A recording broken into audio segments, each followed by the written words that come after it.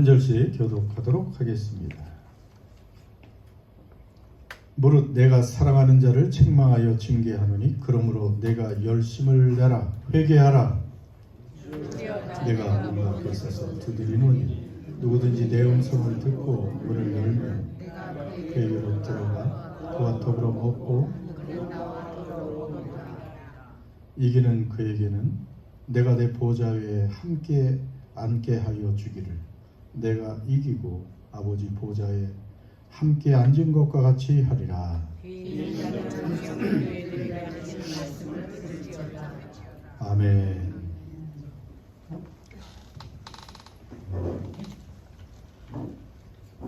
예, 여러분 기왕이면 잘 살고 싶으시죠? 예, 기왕이면 또 부자로 살고 싶으시죠? 아니, 부자로 살고 싶죠. 예. 그런데 또 생각해 봤습니다. 누가 부자인가? 누가 부자인가? 아버지와 아들이 부자인가? 그건 아닐 테고 그런 부자 많죠. 그런데 생각해 보세요. 소중하고 귀중하고 중요한 이런 것을 많이 소유한 사람이 부자겠죠.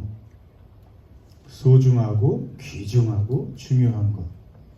자, 그런 것을 많이 소유한 사람이 부자라고 생각을 하게 됩니다. 그러면 소중하고 귀중하고 중요한 것이 무엇인가? 뭐 어린아이일 때는 사소한 거 가지고 그냥 뭐 딱지나 뭐 구슬 같은 게 많으면 그득하면 마음 부자죠. 그래도 우리가 볼 때는 우습잖아요. 예. 자, 소중하고 귀중하고 중요한 거. 세상의 관점에서는 물론 전통적인 세상의 관점에서 부자는 당연히 많은 돈과 재물을 가진 사람을 부자라고 말할 수 있습니다. 그렇죠? 그런데 생각해 보면 이 돈과 재물만 가지고도 안 되는 것 같더라고요. 뭐 한국의 재벌들이나 이런 사람들 보면 대통령 권세 앞에서 꼼짝 못 해보니까 이리 가라 그러면 이리 오고 어디로 오라 그러면 오고 뭐 그냥 쩔쩔매더라고. 그러니까 역시 진짜 이 부자가 되려면 재물과 함께 뭣도 있어야 돼? 권력이나 권세도 있어야 되겠더라고. 그 정도는 있어야 부자가 되지. 그러니까 재물과 권세가 있는, 그래도 그나마 트럼프 대통령 하나 정도는 재물도 많고 그 뭐 몇 조 재산이 된다니까 사업을 해서 거기다 또 최강의 권세를 가지고 있고 하니까 그냥 뭐 모든 나라의 지도자들 대통령 뭐 수상들이 그 앞에 와서 머리를 숙이고 요즘 뭐 난리 났죠. 예. 자, 세상적인 관점은 그런 사람들이 부자입니다. 그런데 성경의 관점, 하나님의 관점은 똑같아요? 틀려요? 틀리죠. 근데 하나님의 관점과 성경의 관점이 정확한 것이에요. 세상의 관점의 부자의 그런 정의는 다릅니다. 여러분, 진짜 소중하고 귀중하고 중요한 것을 소유하고 있는 사람, 그게 부자라 그랬잖아요. 근데 보니까 다 지금 귀중, 소중, 뭐 중요함, 무슨 자가 다 들어가 거기? 중자가 들어가요. 중은 무슨 중일까? 예? 가운데 중이 아니고 무거울 중이라는, 무겁다. 아주 무겁다. 가볍게 깃털처럼 날아가는 게 아니고 아주 무거운 것, 그게 가치가 있는 거야. 세월이 지나도 사라지지 않는 무거운 것, 그게 가치가 있는 거라고요. 그런데 건강도 재물도 여러분 영원하지 않아요. 다 가잖아요. 권세도 10년 이상 가지 않는다 그러고 다 사라지는 것들이잖아요. 무거운 것. 그런 비유 가끔 했잖아요. 천칭저울에 저 한쪽에 이 세상의 모든 재화를, 모든 나라의 부여를 다 올려놓고 왼쪽에 예수님이 올라가. 그럼 이 저울이 어떤 쪽으로 기울어질까? 어떤 쪽으로 기울어질까? 예수님께로 기울어지는 거예요. 왜? 그분은 이 모든 것을 만드신 분이고 지탱하시는 분이고 그 모든 것의 사실은 주인이기 때문에 주인에게 무게가 더 무겁게 느껴지는 것입니다. 이 세상의 모든 소유보다도 누가 더 무거워요? 예수님. 그래서 예수님과 하나님께 무엇을 돌린다 그래요? 우리가? 영광. 영광의 뜻은 무겁다와 동일한 말이에요. 영광, 무겁다. 옆에 보면 나보다 영광스러운 분 계신가? 무게가 나가시는 분은 나보다 영광스러운 분입니다. 예? 영광스러운 분. 하나님은 말로 다 할 수 없는 무게를 가지신 분. 소중하고 귀중하고 정말 중요하신 분. 여러분, 그분을 가진 사람이 진짜 부유한 사람인 줄 믿습니다. 성경과 진리의 하나님의 관점은 바로 그거예요. 소중, 귀중, 중요한, 가장 무거운 그분을 소유한 사람이 진짜 부자라는 것입니다. 그런데 오늘 라우디게아 교회 두 번째, 지금 계속해서 두 번째로 말씀을 전하고 있습니다. 라우디게아 사람들은 자기들이 뭐라고 생각했어요? 다음 절에 보면 17, 18절. 예. 17절에 보니까 나는 부자라. 부자다. 부족함이 없다. 이렇게 당당하게 말을 했어요. 근데 안타깝게 이 사람들은 세상의 관점이었습니다. 예수를 믿는다고 하면서도 세상의 관점으로 물질적인 그런 재화가 많아서 부자라고 생각을 했던 것이에요. 그런데 정확히 예수님의 관점이 있었죠. 예수님의 관점을 보니까 어때요? 17절에 내 곤고한 것과 가련한 것과 가난한 것과 눈먼 것과 벌거벗은 것을 알지 못하는도다.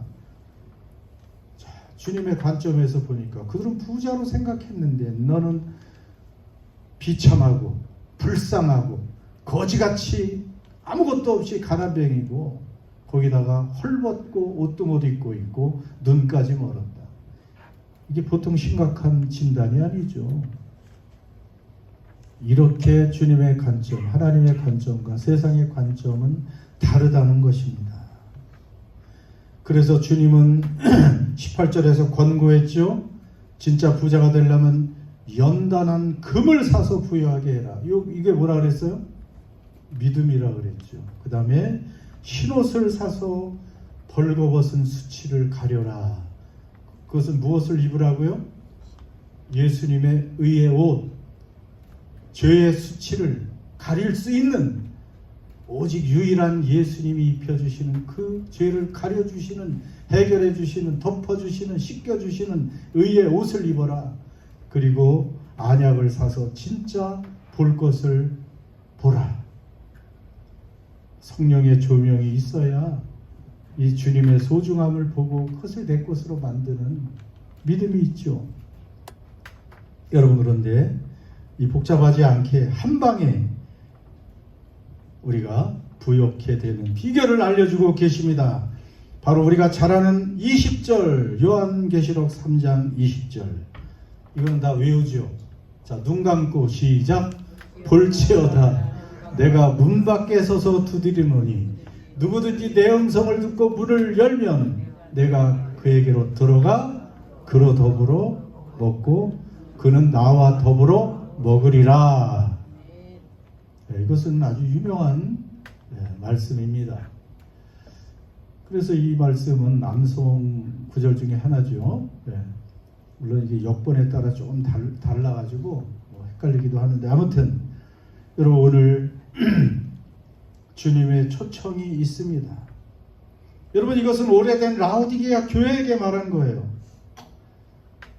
그런데 예수님이 지금 라우디게아 교회 밖에 계시다는 것입니다. 어떻게 성도 한 사람 한 사람으로 얘기하면 성도들의 그 마음 밖에, 삶의 밖에 예수님이 지금 밀려나 계시다는 것입니다.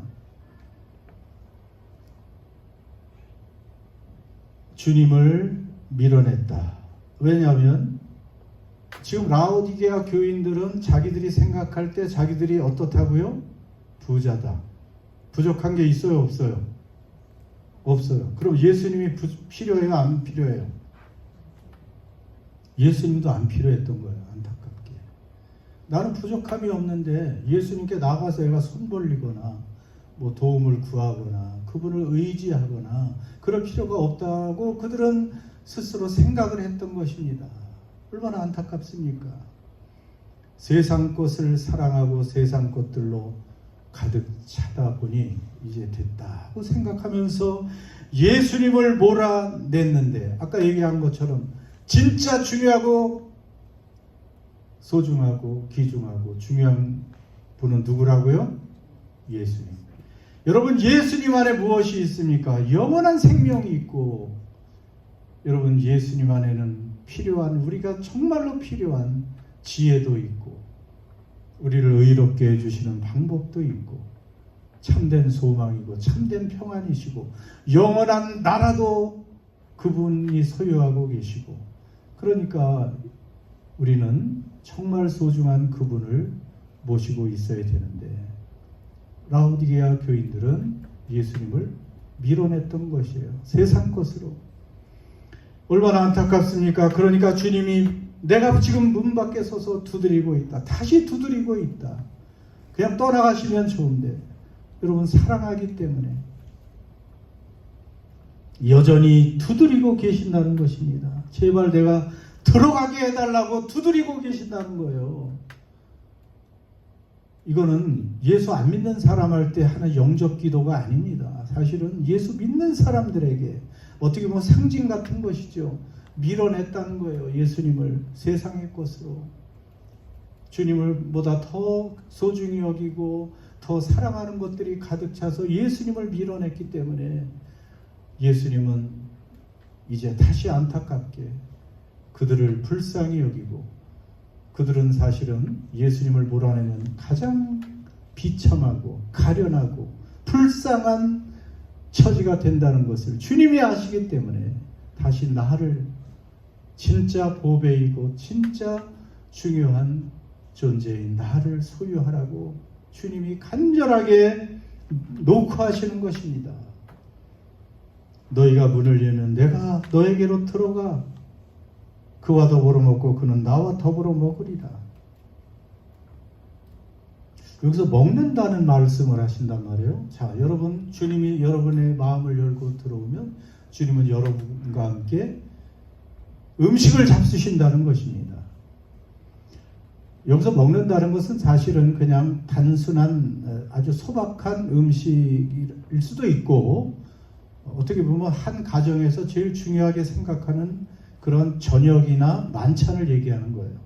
고대에서 뭐 한국도 그렇고 여전히 저녁을 만찬처럼 중요하게 생각하고 먹잖아요. 그러니까 아주 길게 그리고 풍성하게 함께 밥을 먹자는 그런 말씀이시고요. 왜 함께 먹자, 식탁의 교제를 말씀하셨을까? 여러분, 식탁의 교제는 물론 중요하죠. 아무하거나 하는 것이 아닙니다. 아주 친한 사람, 특히 그때 이 성경이 쓰여지던 그런 시대에 뭐 빵이라든지 그 다음에 고기나 뭐 포도주 이런 것들이 빠지지도 않는 그런 식단인데, 그것은 아무나 가질 수 있는 단순한 음식이 아닙니다. 고대 빵이라든지 고기나 뭐 포도주 이런 것들은 생명을 유지하는데 아주 중요한 그러한 음식이었죠. 그리고 쉽게 그렇게 누구에게나 풍족한 것이 아니었습니다. 그래서 이 저녁을, 이 중요한 재료를 가지고 주님과 함께 먹고 마신다는 것, 누군가와 함께 먹고 마신다는 것은 가장 중요한 어떤 생명을 나눈다는 그런 의미도 있는 거예요. 생명을 나누는 교제, 생명을 나누는 그러한 연합, 아주 친밀하고 생명까지 나누는 그러한 연합과 교제의 삶을 원한다는 주님의 그러한 의도라고 말할 수가 있습니다. 그래서 우리 교회도 그 비전 중에 하나가 있잖아요. 생명까지 뭐하는? 나누는 생명의 코이노니아가 있는 교회. 그러니까 생명까지 나눌 수 있는, 여러분 그러한 교회가 교회입니다. 그저 한 주에 한두 번 와서 얼굴 보고 그냥 헤어지는 것은 교회라고 볼 수가 없어요. 교회는 먼저 예수님과 이렇게 함께 먹고 마시며 중요한 것을 나누면서 친밀한 교제가 생기고, 그 다음에 성도들끼리도 그렇게 서로 가장 중요한 것을 나누면서 함께 음식과 생명까지 나눌 수 있는 그런 친밀한 가족 같은 관계가 돼야 그게 교회인 거예요. 그렇지 않고 그냥 뭐 얼굴 한 번씩 보고 인사하고 가는 사이는 그 가족이 아니잖아요. 그런 가족은 함께 사는 것이 가족이기 때문에 자주 보고 자주 먹고 그렇게 교제를 나누는 그것이 참된 교제인데, 우리 주님이 이 식탁의 교제를 그렇게 말씀하시는 것입니다. 그런 의미에서 예수님과 함께 먹고 마시고 그렇게 친밀하게 함께 살자 하는 것이에요. 여러분 이렇게 살고 있습니까? 왜 밥같이 먹자고 주님이 말씀하시는가? 밥 먹는 게 중요하긴 하지만 그것은 평범한 일상이에요. 우리 매일 밥 먹잖아요. 그냥 평범한 일상이에요. 하루에 3끼 이상, 물론 2끼 드시는 분도 계시지만 하루에 빠지지 않게 평범하게 식사하는 것은 그저 평범한 일상입니다. 여러분 우리 주님은 어디에나 계신 분이에요. 하나님은 어디에나 계시고 온 땅에 충만하신 분이라고 했습니다. 우리 하나님은 가끔 우리가 만날 수 있는 그런 분이 아니에요. 이 공기처럼 어디나 영으로 충만하신 분입니다. 믿습니까? 공기처럼 어디나 충만하신 분이에요. 그렇게 알면은 좋아요. 우리 하나님에 관해서 영이신 그분은 어디에나 충만하신 분이에요. 그래서 믿음의 눈을 떠서 보면 우리 일상 속에서 얼마든지 주님을 믿음의 눈으로 보고 그분의 음성을 들으며 그분과 대화하며 그렇게 살아갈 수가 있는 것입니다.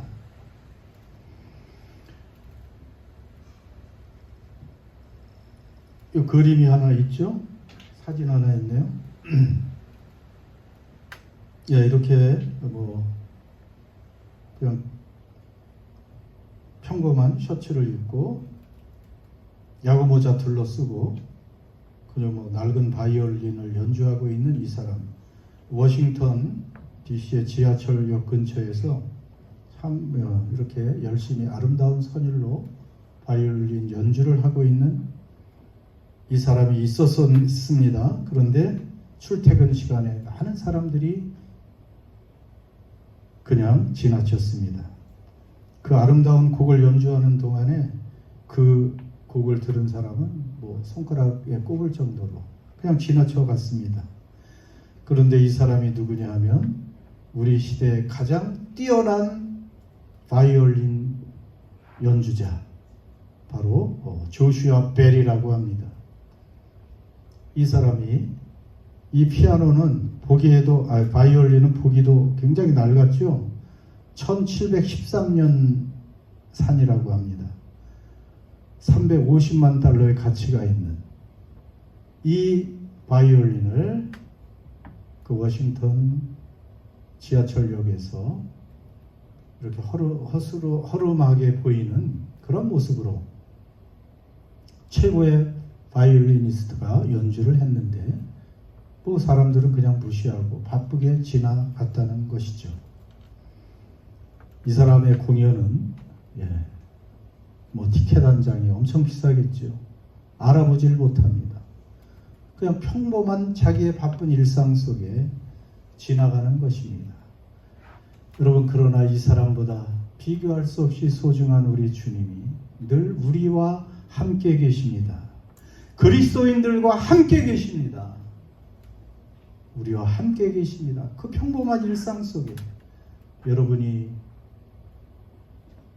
일어나고 자고 먹고 일하고 하는 이 모든 일상 속에 주님은 늘 함께 계십니다. 믿습니까? 이것이 그리스도인이에요. 이 사실을 알고 믿는 사람이 그리스도인이에요. 여러분 뭐 주님이 가끔 어떤 이런 주일 예배 때만 여기 오시는 그런 분이 아닙니다. 어떤 유명한 사람이 강사가 오는 집회에만 주님이 계시는 게 아니에요.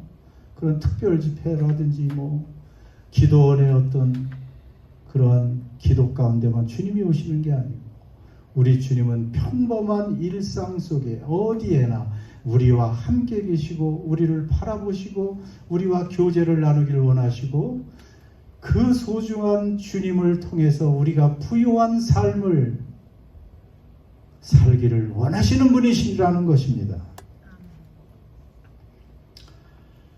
그런데도 우리가 주님을 우리의 삶 속에서 잊어버리고 무관심해지고 세상의 것에 마음이 탁 뺏겨서 실제적으로 예수님을 알아보지 못하고 잊어버릴 때 주님을 밀어내는 거나 마찬가지예요. 그럼 주님은 또 안타깝게 계속 우리를 녹화하는 것이 그러한 형편이 되는 것입니다. 지난번 새벽 기도 때 보니까 안면 인식장애라는 말 들어보셨어요? 네, 새벽 기도 때 했었는데 새벽 기도 때 깨어서 끝까지 들으신 분도 있고 시작을 하고 졸으신 분들은 못 들으실 수도 있겠죠. 보니까 안면 인식장애라는 병도 있더라고. 그냥 모든 일상은 정상인데 그 사람은 사람을 보고 얘기했는데 그 다음날 가면 잊어버려. 주성이하고 얘기를 어제 했는데 얼굴을 보고 잊어버려. 주영이었던가? 쌍둥이니까 그럴 수 있지만 아무튼 얼굴을 인식 못하는 그런 사람들이 있다는 것이죠. 여러분 그럴 수 있어요. 예수님이 지금 우리를 계속 바라보고 있는데 예수님 알아봐요? 못 알아봐요? 우리? 성경에도 안면 인식장애 제자들이 있었어요. 어떤 제자? 엠마오 마을로 내려가는 두 제자.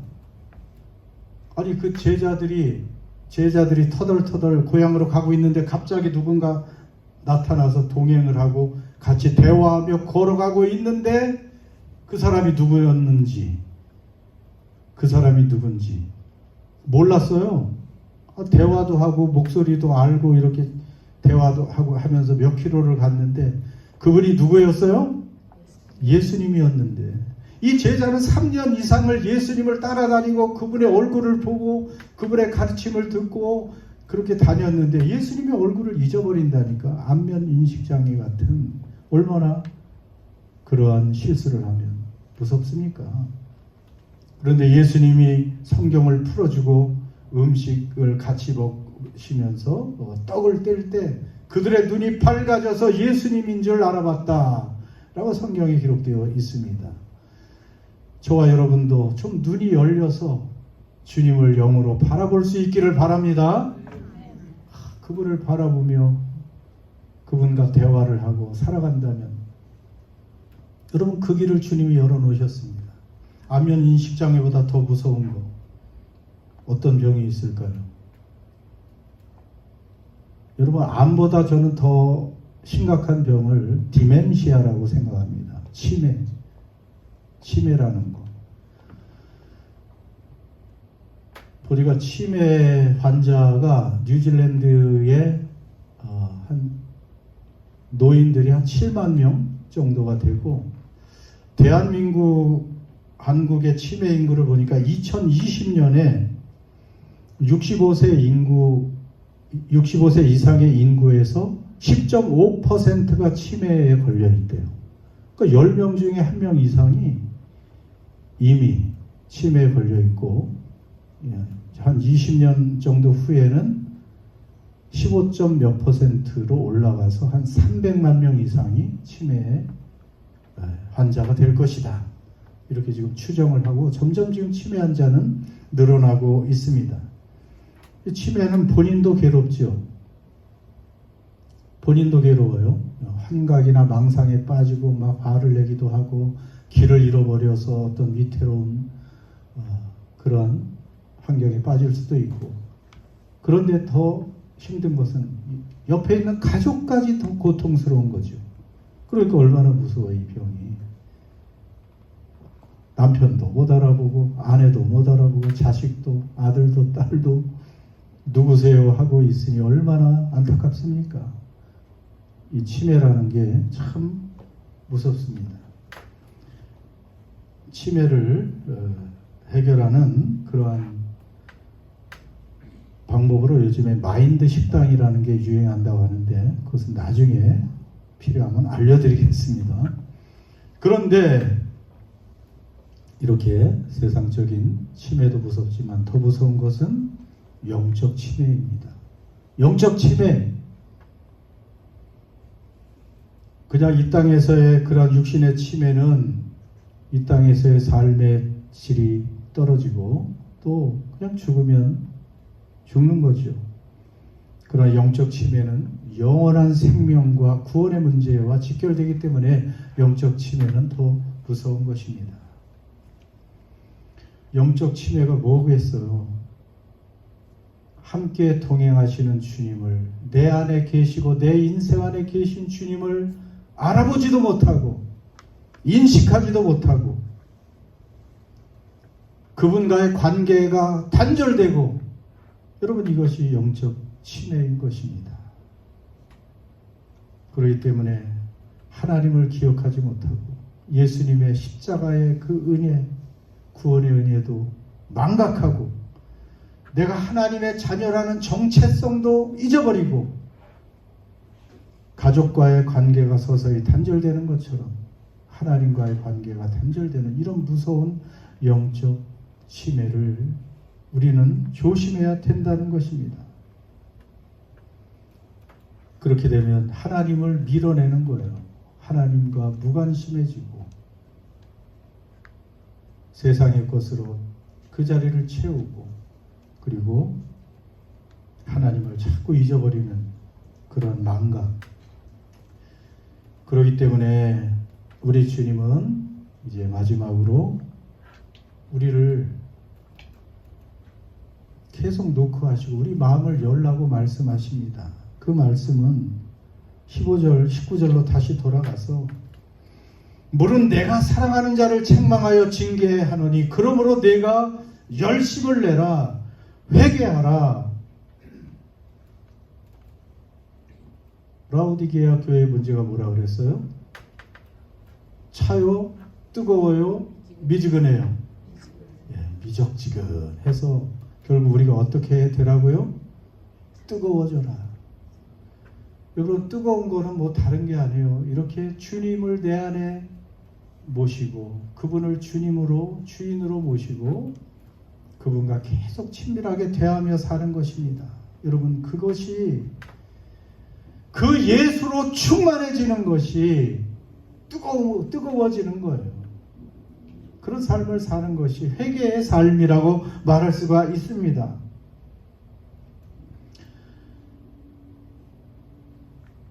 우리가 다른 차원에서 그리스도인은 성령 충만해야 된다고 계속 말하죠. 성령으로 충만해야 된다. 들어보셨죠? 성령 충만하라. 얼마나 강조합니까? 성령님으로 충만하라. 성령 하나님으로. 여러분, 성령 충만은 예수님으로 충만해지는 거예요. 예수님으로 충만해지는 것입니다. 큰 소리로 길게 기도한다거나 뭐 어떤 예배에 열심히 참여한다거나 봉사를 열심히 하는 것, 그것보다도 예수님이 지금 나와 여기 함께 계심을 믿고 그분과 친밀하게 걸어가고 살아가고 동행하는 그 사람이 성령 충만한 사람인 줄 믿습니다. 그러므로 우리에게 회개가 필요합니다. 회개. 왜냐하면 주님을 몰아낸 부분이 있으면 회개해야 되죠. 여러분이 지금 내 안에 계시고 우리 인생 안에 계신 주님을 망각하고 영적 치매가 걸리고 안면 인식장애 걸린 사람들처럼 그렇게 주님을 가끔 초대하는 1년에 뭐 한두 번, 한 주에 겨우 한두 번 그렇게 잠깐 기억하는 그런 모습으로 살아왔다면 우리는 회개해야 됩니다. 회개는 돌이키는 거예요. 삶을 돌이키는 거죠. 우리 박 목사님이 회개 참 강조합니다. 예, 설교했다면 회개가 빠지지 않습니다. 예, 회개 중요해요. 회개, 삶을 돌이키는 거예요. 다른 거보다 그냥 너 죄이나 뭐 그냥 죄를 뭐 뉘우치고 그런 거보다 그런 것도 중요하지만 내가 잘못을 깨달았으면 방향을 전환해서 삶을 돌이키는 것입니다.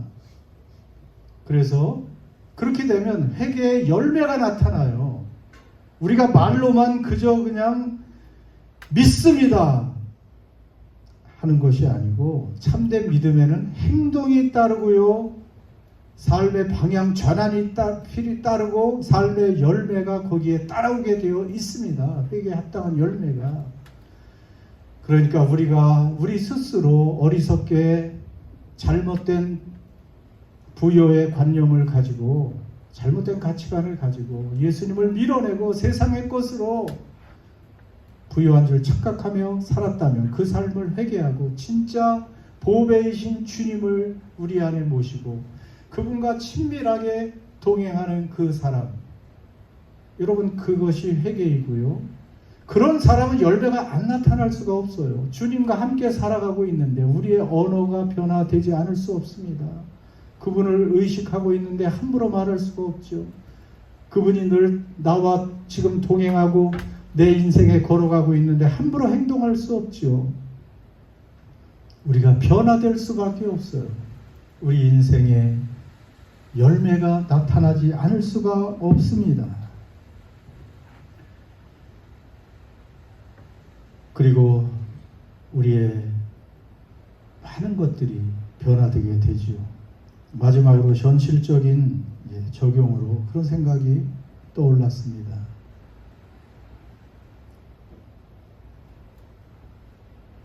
주님이 우리 안에 오시면 우리와 뭐 하시겠다고 했어요? 우리와 뭐 하시겠다고? 함께 먹고 마시겠다. 함께 먹겠다. 그러니까 여러분 주님이 우리 안에 계심을 잊지 않고 동행하는 연습, 최소한 하루에 여러분이 식사하고 뭐 드실 때마다 누구와 함께 드세요? 예수님 함께. 맛있으면 맛있다 그러고 음식에 관해서 얘기도 하고 최소한 그러면 여러분 3번 이상 내 주님이 함께 계시지 하는 것을 여러분 깨닫지 않겠습니까? 그렇게 될 때 우리의 믿음은 점점 뚜렷해지고 점점 뜨거워지고 정말 주님 보배로운 주님으로 충만해지고 우리의 삶은 계속해서 변화될 것입니다. 성도 여러분, 자, 라오디게아 교회 아주 철저하게 형편없는 비참한 상태였습니다. 그런데도 주님은 그들을 물리치지 아니하시고 책망하시면서 돌아오기를 바라십니다. 여기 교회 우리가 나올 때 나오는 우리들은 한 번 이상은 다 예수님을 영접한 사람들입니다. 그것으로 만족하면 안 돼요. 어떻게 보면 라오디게아 교회에게 하시는 계시록 3장 20절의 말씀이거든요. 하루에 몇 번이라도 우리는 예수님을 다시 모셔드려야 돼요. 그것은 정말 예수님이 떠나서가 아니고 우리의 그 중요한 마음의 중심에서 예수님을 밀쳐냈기 때문에 그분을 다시 중요한 내 중심에 모시는 그러한 기도를, 회개의 기도를 우린 자주 해야 될 그런 존재로 생각합니다. 저도 잊고 살 때가 꽤 있어요.